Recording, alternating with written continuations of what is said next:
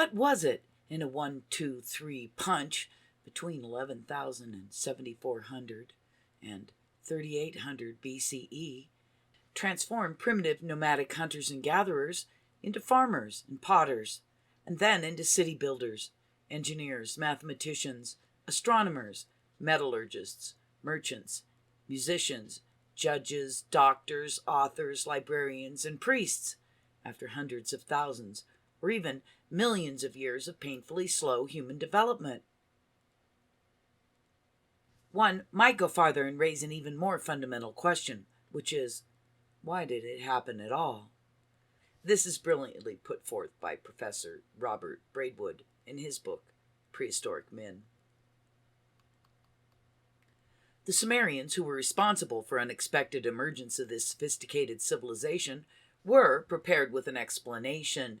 According to one of the tens of thousands of ancient Mesopotamian inscriptions that have been discovered, whatever seems beautiful, we produced by the grace of the gods. Sumerian gods. Who were they? Were the Sumerian gods similar to the Greek gods, who were said to have a lavish court and feast in the great hall of Zeus in the skies, also known as Olympus, which had its counterpart on earth in the form of Greece's highest peak, Mount Olympus? Greek mythology saw the gods as anthropomorphic, physically resembling mortal men and women, and human in nature. They could experience joy, rage, and jealousy. They could make love, argue, and fight, and they produced similarly to humans, having sex either with one another or with people. Despite being unreachable, they were always involved in human problems. They had weapons of incredible and extraordinary power. They were capable of moving at incredible speeds and could appear and vanish. Rituals of worship and offerings to the gods were meant to win their favor, since each had unique functions, and as a result, a particular human activity may suffer from or benefit from the attitude of the god responsible for that activity. Zeus, the father of gods and men and master of the celestial fire, served as the main deity of ancient Greece. The thunderbolt was his main weapon and emblem. He was an earthly king who had descended from the heavens. He was a decision maker and the source of good and bad for mortals, though his original realm was in the sky. The Greeks believed that after chaos, Gaia, Earth, and her husband, Uranus, the skies, arrived. They combined theology and cosmology to create what scholars now refer to as a mythology. The 12 Titans, comprised of 6 males and 6 females, were created by Gaia and Uranus. It is considered that they had astral counterparts, even if their legendary feats appear to have taken place on Earth. The youngest male Titan, Kronos, became the main character in Olympian mythology. After castrating his father Uranus, he usurped the position of power among the Titans. Kronos imprisoned and exiled the other Titans because he was afraid of them. He would share his father's destiny and be overthrown by one of his own sons, according to the curse of his mother. Kronos had affairs with his own sister Rhea, who gave birth to Hades, Poseidon, and Zeus, as well as Hestia, Demeter, and Hera. Once more, it was destined that the younger son would be the one to overthrow his father, and when Zeus overthrew Kronos, his father, the curse of Gaia was fulfilled. It appears that this overthrow was not easy to pull off. The gods and several horrific monsters engaged in battle for countless years. Zeus and Typhon, a serpent-like deity, engaged in the final fight. This conflict took place in the skies and over a sizable portion of the surface of the earth.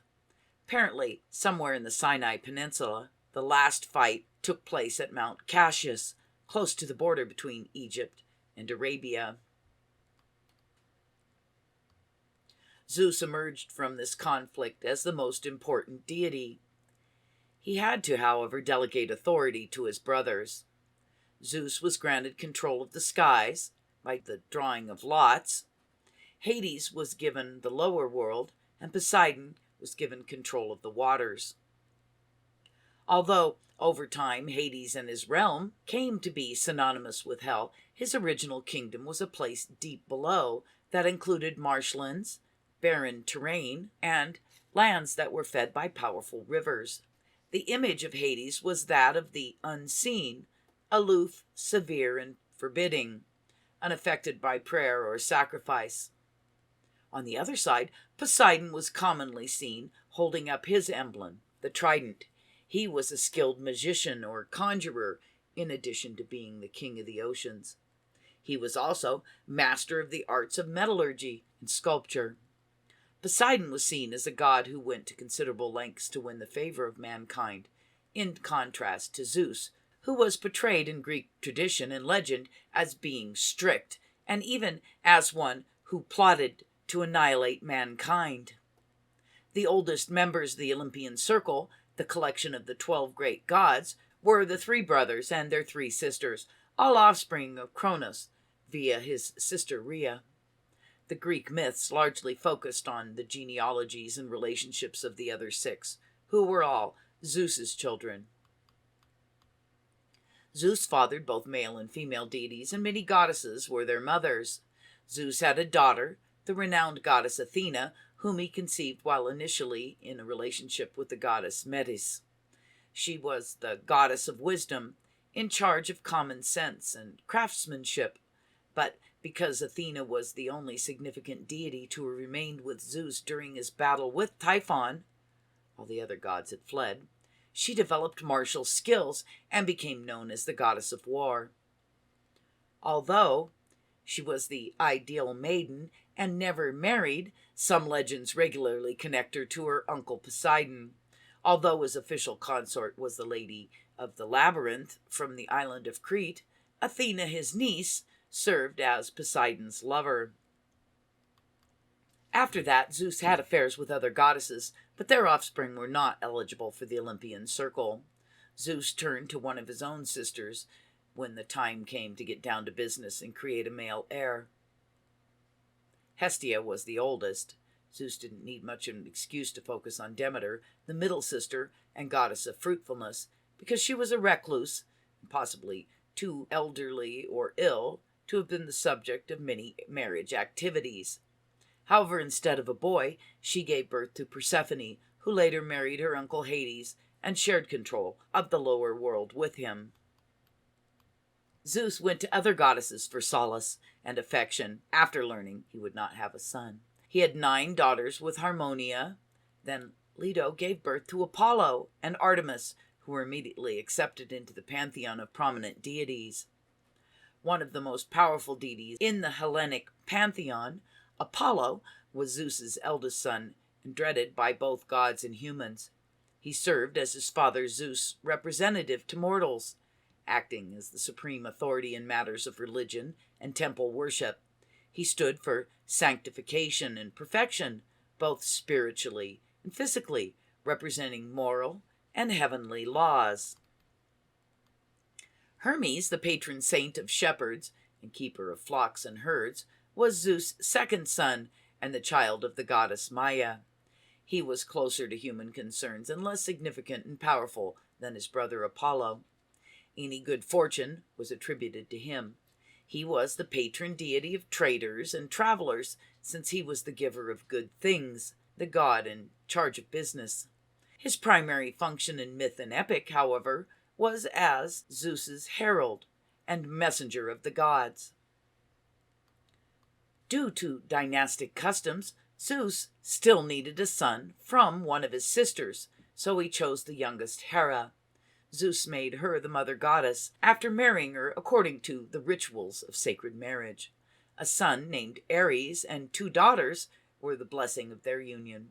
But Zeus's unfaithfulness and Hera's alleged adultery disrupted it, raising questions about the true parents of another son, named Hephaestus.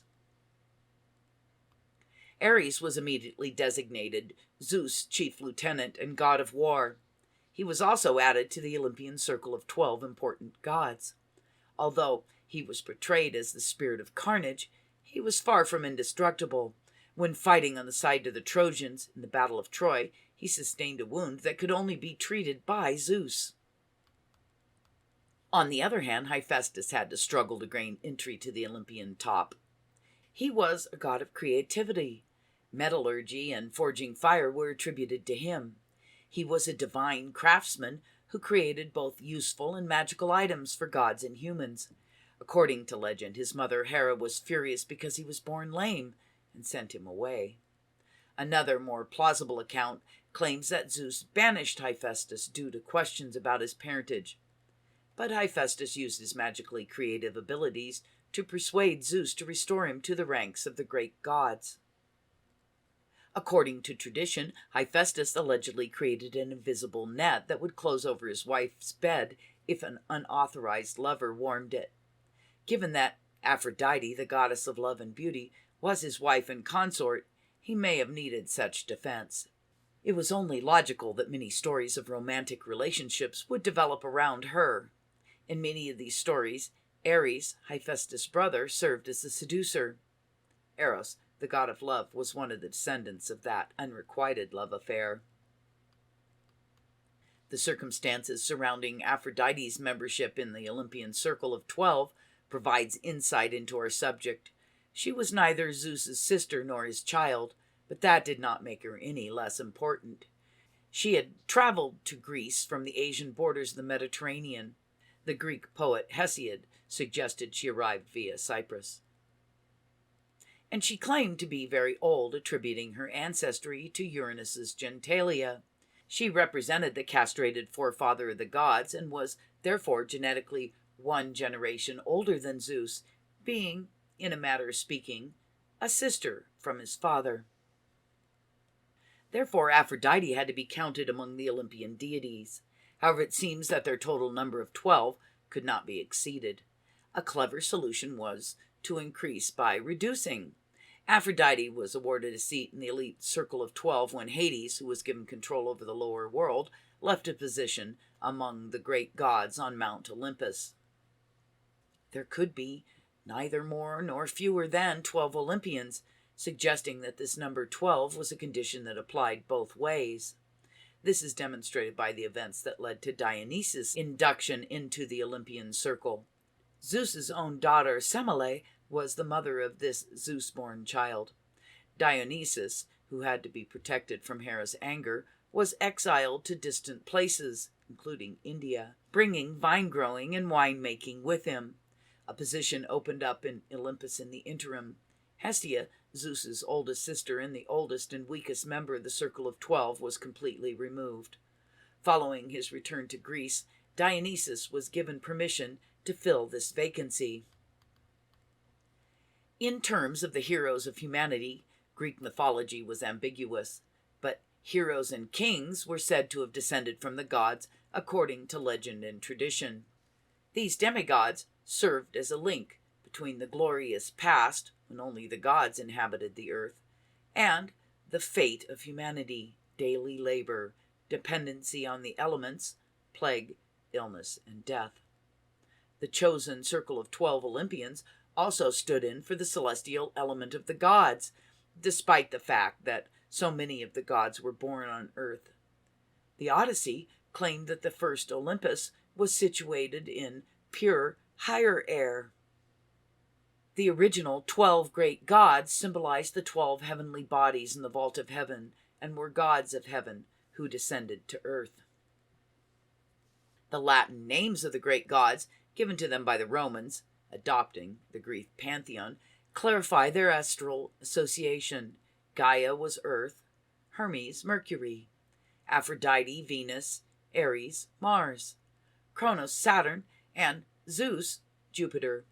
Continuing the Greek tradition, the Romans envisioned Jupiter as a thundering god whose weapon was the lightning bolt. Like the Greeks, the Romans associated him with the bull. There's now widespread consensus that the island of Crete, where the Minoan civilization thrived from around 2700 to 1400 BCE, served as the foundation for the distinctive Greek civilization. The Minotaur myth and folklore are well known in Minoan culture. This half-man, half-bull creature was the product of King Minos' wife, Pasiphae, and a bull.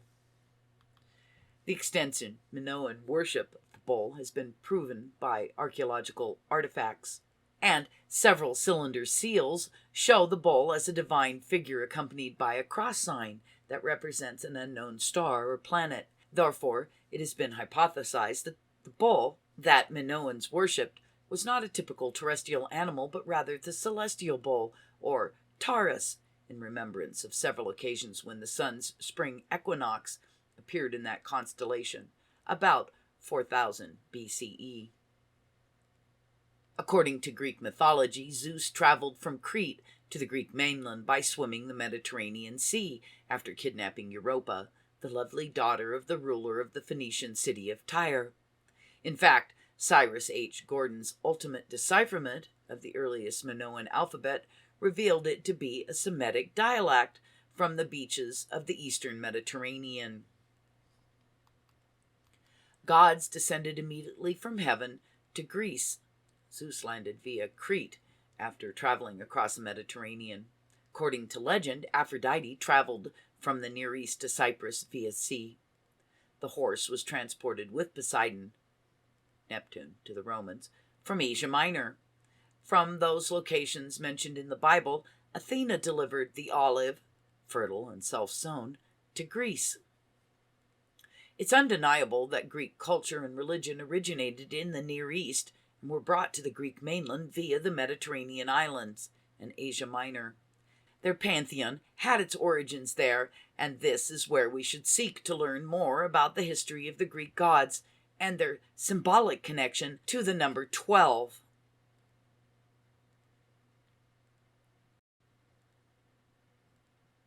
Thanks so much for liking and subscribing. If you know anyone interested in these kinds of videos, please let them know. Sure helps us out a lot. Isn't it amazing that in our small world we should share so many gods among ourselves?